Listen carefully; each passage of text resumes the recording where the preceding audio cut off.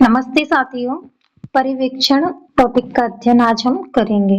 शैक्षिक पर्यवेक्षण एक ऐसी उच्च दृष्टि जो शैक्षिक प्रक्रियाओं को उन्नति की ओर ले जाए। शैक्षिक एक ऐसी उच्च दृष्टि जो शैक्षिक प्रक्रियाओं को उन्नति की ओर ले जाए, वो शैक्षिक पर्यवेक्षण। इसको सुपरविजन भी कहा जाता है, पर्यवेक्षण को सुपरविजन, जिसका शाब्दिक अर्थ होता है उच्च दृष्टि। शैक्षिक पर्यवेक्षण शैक्षिक प्रक्रियाओं में प्रभावशीलता लाता है। शिक्षण प्रक्रिया को प्रभावी बनाने के लिए शैक्षिक पर्यवेक्षण जरूरी है। शिक्षण प्रक्रिया होती है वो तीन इनको से होकर गुजरती है, शिक्षक, शिक्षार्थी और शिक्षण सामग्री। शैक्षिक पर्यवेक्षण शिक्षण की उन्नति हेतु एक सुनियोजित कार्यक्रम है। एडम्स डिस्की ने ऐसा कहा था, एडम्स डिस्की ने, पर्यवेक्षण शिक्षण के विकास का सुनियोजित कार्यक्रम है, ऐसा वर्टन ने कहा है। आधुनिक पर्यवेक्षण अध्ययन अधिगम के श्रेष्ठ विकास में सहायक है, विल्स ने कहा है। ये परिभाषाएं हैं जो याद करने, एक शब्द को जोड़ के और राइटर के नाम से इनको लिंक करके याद किया जा सकता है। जैसे आधुनिक पर्यवेक्षण अध्ययन सामग्री की श्रेष्ठ विकास में सहायक है। श्रेष्ठ विकास विल्स का है। पर्यवेक्षण उत्तम अधिगम तथा शिक्षण की व्यवस्था को विकसित करने में सहायक प्रक्रिया है, ऐसा वाइल किम्बाल का है ये कथन। वाइल किम्बाल का पर्यवेक्षण धीरे धीरे अनुदेशन सुधार से अधिगम सुधार की ओर बढ़ता है, ये स्पियर्स का है। आगे है पर्यवेक्षण समस्त शैक्षिक प्रयासों में सर्वश्रेष्ठ व गत्यात्मक है, क्योंकि पर्यवेक्षण सृजनात्मक होता है, फैंसी अय्यर ने ऐसा कहा है। पर्यवेक्षण की महत्ता को स्वीकार करते हुए राष्ट्रीय शिक्षा आयोग 1964 से 66 ने भी पर्यवेक्षण को रीढ़ की हड्डी कहा है, क्योंकि पर्यवेक्षण समस्त अध्ययन व अधिगम प्रक्रिया को प्रभावित करता है। शैक्षिक पर्यवेक्षण का महत्व एवं उद्देश्य। शिक्षकों की क्षमता में वृद्धि करना।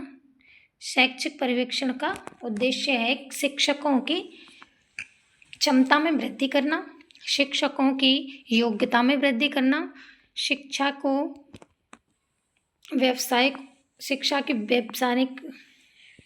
शिक्षकों की व्यावसायिक उन्नति, शिक्षण अधिगम प्रक्रिया में सुधार करना, नवीन तकनीक व गतिविधियों को बढ़ाना, शैक्षिक सुधारों की पहल करना तथा उन्हें विकसित करना, कर्मचारियों में सहयोग व आत्मविश्वास की भावना, सामुदायिक सहयोग हेतु विधियों का ज्ञान, संस्था का संपूर्ण विश्लेषण, गतिविधियों का मूल्यांकन।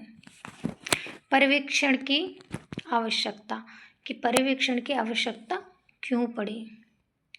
इसमें पहला है विद्यालय में अनुकूल वातावरण तैयार करना, अध्ययन अधिगम परियोजनाओं में सुधार लाना, नेतृत्व प्रदान करना, शिक्षकों में कार्य करने की भावना का विकास करना, शिक्षकों की कार्यकुशलता को बढ़ाना, शिक्षक व शिक्षार्थी को प्रेरित करना, विद्यालय में संचालित गतिविधियों का मूल्यांकन करना, अध्यापक को अपने ज्ञान में नवीनीकरण करने में सहायता प्रदान करना, विद्यालय की समस्याओं का समाधान करना, विद्यालय के वातावरण को सुधारना। पर्यवेक्षण की विशेषताएं। पर्यवेक्षण वैज्ञानिक भी है और आधुनिक तकनीक पर आधारित है, सीखने सिखाने की प्रक्रिया में विस्तार करता है। शैक्षिक पर्यवेक्षण का क्षेत्र व्यापक है। पर्यवेक्षण एक परामर्शदायी कार्य है। पर्यवेक्षण में उचित निर्देश द्वारा श्रेष्ठ है। नेतृत्व व उच्च कौशल का विकास होता है। यह शिक्षकों की निरंतर प्रगति में सहायता करता है। शिक्षकों के विकास में सहायक वांछित लक्ष्यों की प्राप्ति में सहायक, सहयोग, सलाहकार, सम्मान, सहभागिता आदि का जो जनतंत्रीय दर्शन पर आधारित है। शैक्षिक पर्यवेक्षण के प्रकार। भूमिका एवं दृष्टिकोण के आधार पर शैक्षिक पर्यवेक्षण के जो प्रकार हैं वो भूमिका एवं दृष्टिकोण के आधार पर। निरीक्षणात्मक पर्यवेक्षण। यह पर्यवेक्षण परंपरागत दर्शन पर आधारित है, विषय व परिस्थिति पर केंद्रित है। विभिन्न विषय व परिस्थितियों में विभिन्न विधियों का प्रयोग। इसमें पर्यवेक्षक को सर्वज्ञाता माना जाता है। पर्यवेक्षक का मुख्य उद्देश्य त्रुटियों का पता लगाना है। इसमें अधिकारी छिद्रान्वेषी होता है। इस पर्यवेक्षण को आधिकारिक पर्यवेक्षण यानी कि संशोधनात्मक कार्य भी कहते हैं। अगला है, इसमें आज्ञा, निर्देशक व नियमों पर जोर दिया जाता है। पर्यवेक्षण के बाद निर्धारित मापदंडों पर कमियों का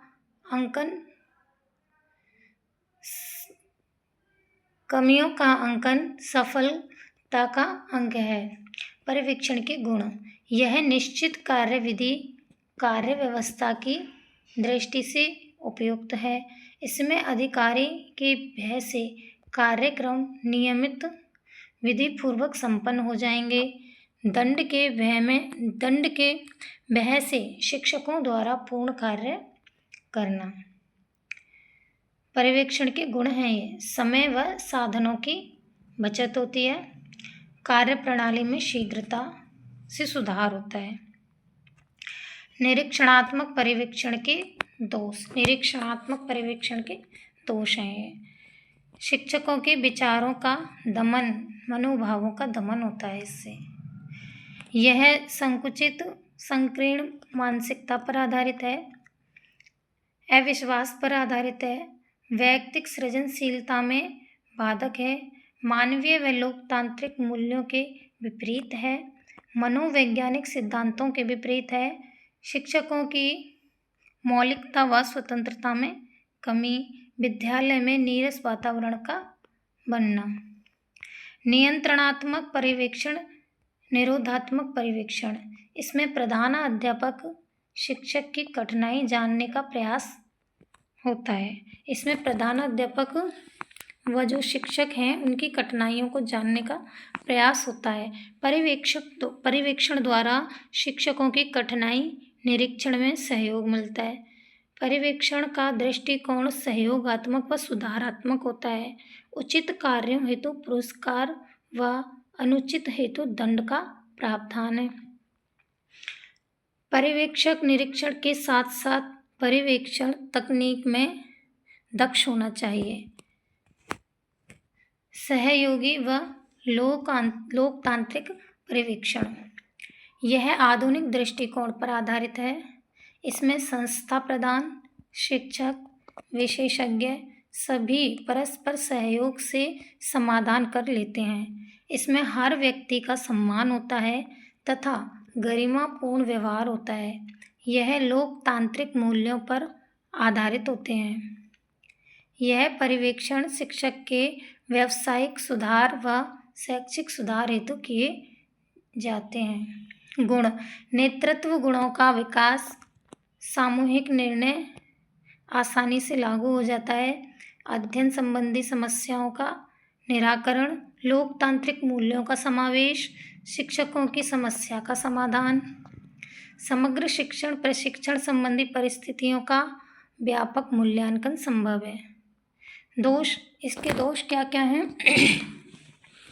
पर्यवेक्षकों का योग्य नहीं होना, अप्रशिक्षित शिक्षकों की अधिक संख्या, अल्पकालिक प्रशिक्षण प्राप्त करना, कुशलता की कमी, सामूहिक निर्णयों में दोषों का छुपाना, अध्यापक की मौलिकता व ज्ञान में कमी, निर्णय लेने में देरी। वैज्ञानिक पर्यवेक्षण। अब देखिए अगला है वैज्ञानिक पर्यवेक्षण। यह पर्यवेक्षण पूर्णतः वैज्ञानिक सिद्धांतों पर आधारित है। यह पर्यवेक्षण क्रमबद्ध, वैध व विश्वसनीय होता है।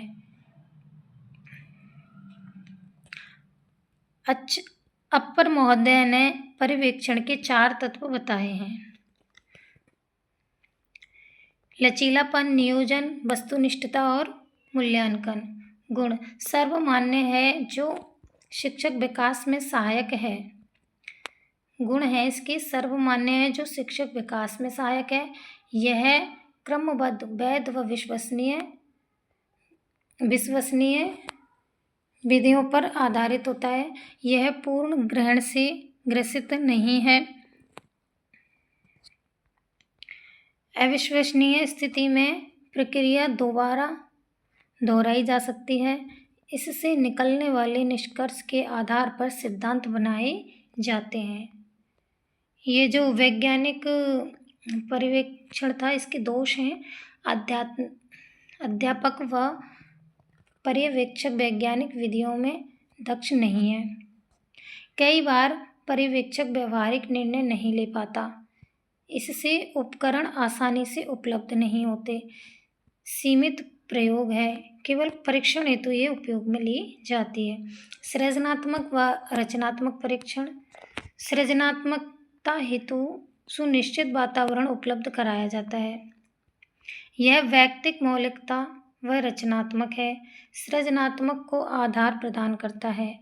इसके अनुसार प्रत्येक व्यक्ति में कुछ न कुछ श्रेष्ठ गुण होते हैं जिन्हें समुचित अवसर देकर विकसित किया जा सकता है।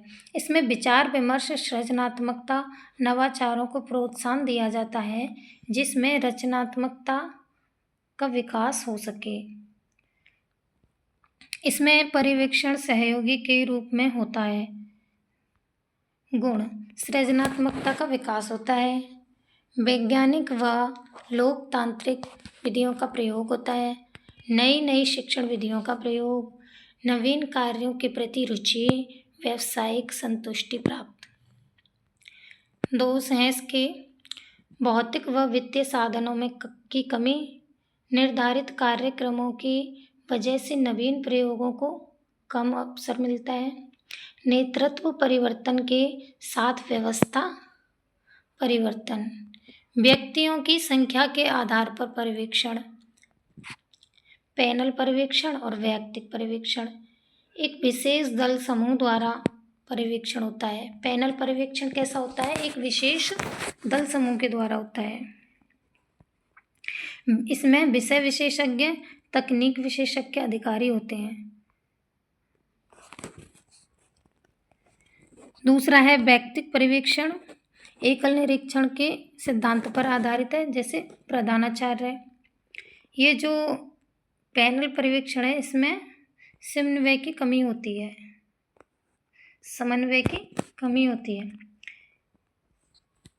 क्लिनिकल पर्यवेक्षण। इस पर्यवेक्षण में 5 चरण अपनाए जाते हैं। पहला है विचार विमर्श, दूसरा है पर्यवेक्षण, तीसरा है विश्लेषण, चौथा है विचार विमर्श और 5वां है समालोचना। ये हो गया पर्यवेक्षण पूरा। मिलते हैं अगली वीडियो में, तब तक के लिए धन्यवाद।